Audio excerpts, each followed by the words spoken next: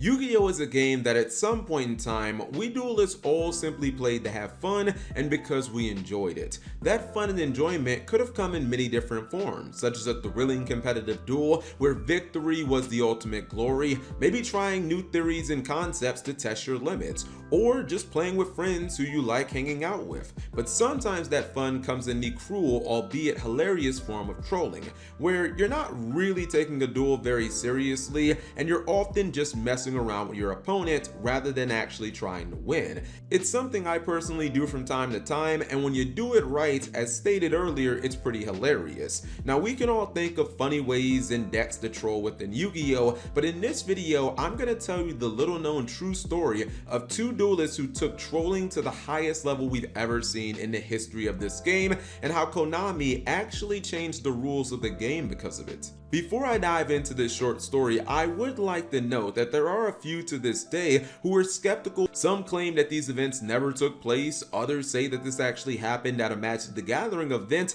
Let me set the record straight. Number one, this did happen and it was at a Yu-Gi-Oh! Event. Number two, it was documented by the coverage team at the time because of how unbelievable it was. And finally, number three, in my research, I found multiple credible sources, including a former Konami official contributor and official judges who were at the event and have confirmed these accounts, but more on that later. Meet Mike Shui and his dueling partner in crime on the left, Tobias Hayner. At the 2007 Yu-Gi-Oh! German Nationals held in Hanover, Germany, these two duelists attempted to pull off arguably the largest documented troll in the history of this game. At this time, let me apologize in advance, all the names in this story are German, and of course that is not my forte. One of the first things you'll probably notice about this now iconic picture is that for some reason our boys went to a Yu-Gi-Oh! Event dressed like the Blues Brothers. The second thing you'll notice, of course, is that ridiculously oversized box they're carrying on their shoulders. At this point, I'll just answer the questions that you're probably thinking. Yes, that is actually a Yu-Gi-Oh! Deck box that they're carrying, and yes, one of them entered that monstrosity into the German National Championship. 2,222 cards. That is the exact number of cards used in Mike Shui's deck. Not only is it the largest deck played at an officially sanctioned Yu-Gi-Oh! Event in recorded history, but even the deck list itself looked like the script of a movie or short story, as it was dozens upon dozens of pages. While deck lists for sanctioned competitive events of regionals and higher must be verified by judging staff, I wouldn't have put it past them to have just given it the stamp of approval without going through the clear hassle of reading every page and verifying every card. I guess you could say that the judging staff alongside Mike's opponents would be getting trolled here, because deck checking that beast would have clearly been a nightmare. To be honest, even the number of cards he used, 2,222, suggests the entire thing was one giant prank and Mike was trolling. To that end, while the exact deck list is unknown, first-hand accounts from the likes of former Konami of Europe commentator, judge, and contributor Oliver Gurman say that the deck ran an inordinate amount of search cards specifically designed to let Mike search his insanely large deck as often as possible. It's fairly obvious why, but Mike gave his deck this design for two distinct reasons. Reason one, he knew searching for a specific card in a deck this large could literally take half a round each time. Reason two, after resolving all search effects in Yu-Gi-Oh!, you must shuffle your deck. Shuffling was easily the biggest conundrum with Mike's deck. Just how exactly does one effectively randomize and shuffle an over 2,000 card deck, you might ask?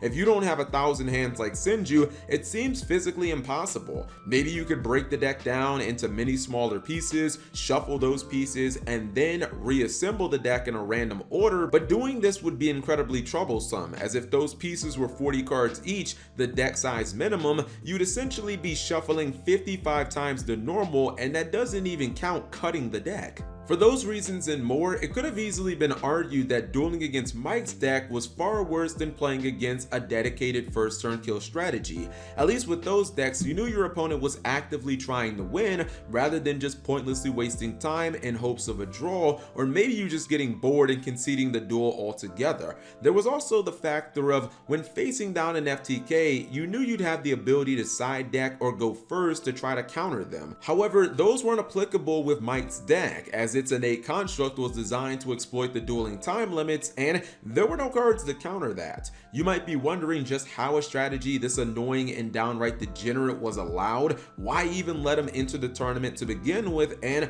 the simple answer to those questions is, while Mike's deck may have been one of the most ridiculous things we've ever seen, there were no deck size limits in Yu-Gi-Oh other than needing to have 40 cards as a minimum in your main deck and 15 or 0 cards in your side deck. No maximum deck size at all, which meant Mike was breaking no rules in any way just by simply entering the deck. This was common knowledge to all duelists in the game, but the reason you never saw anyone take a deck of this size or anything close to it to an officially sanctioned high-level competitive event was because while there wasn't any way to really beat Mike's deck, there also wasn't a legitimate way for him to win either. Outside of his opponent simply forfeiting the duel, the deck wasn't even designed to win, so it was kind of unreasonable to expect it to actually beat anyone, I guess, in a fair duel. So for someone looking to do well at a competitive event, it really wouldn't have made much sense to do what Mike did.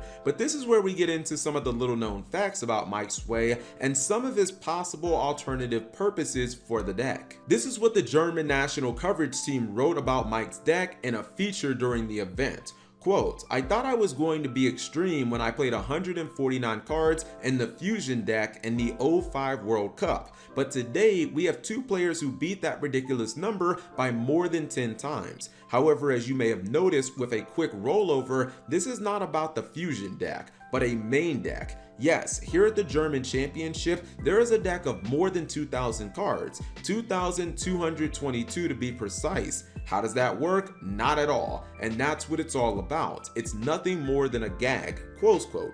Even the staff who were at the event and went up close and personal with the deck may have apparently not known the full extent of Mike's motives. While this has not been confirmed, there are many who speculate that Mike was also attempting to highlight one of Yu-Gi-Oh's largest and glaring flaws when it came to the rules. It should be known Mike Sway was not a typical duelist. He was actually a well-known official Upper Deck Yu-Gi-Oh judge. This is how and why he knew he'd be allowed to enter the event with that deck, and it's been hinted that Mike believed not having a maximum deck size was a glaring flaw in the rules of Yu-Gi-Oh and one that could easily be exploited for mayhem. So it's quite possible that he decided in his own way not just to have some fun and troll, but also to put this huge flaw on display at one of Europe's largest tournaments of the year, hoping higher-ups would notice this and change the rules for fear of copycats imitating him.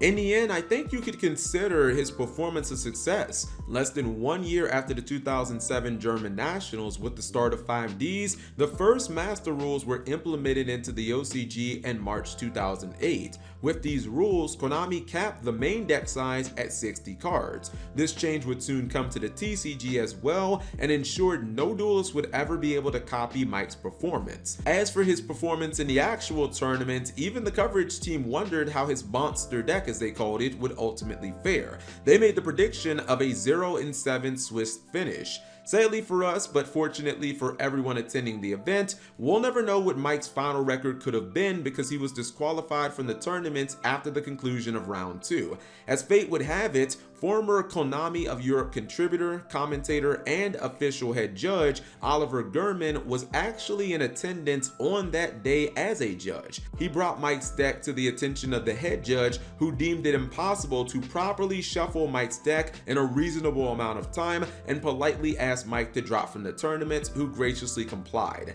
Is it known for a fact that Konami took this event and Mike's deck into consideration when creating the deck size limit for Master Rule 1? Of course not, but I do think the timing is too convenient not to believe that it wasn't a factor in some way. Tobias Hayner would go on to work as a coverage assistant in Europe before moving on to other ventures. Mike Sway, on the other hand, would continue his Yu-Gi-Oh career as a very important judge who was largely considered to be the father of how the damage step works in the TCG, which wasn't important in 2007 but would become incredibly imperative after the release of Honest in 2008. He's also credited with crafting including many of the judge ruling and guides that were considered the foundation that many in the TCG judge community used for years. And with that, we are at the conclusion of our Yu-Gi-Oh story. I thank you very much for watching. If you enjoyed the video, please give the video a thumbs up and subscribe to see more videos like this in the future.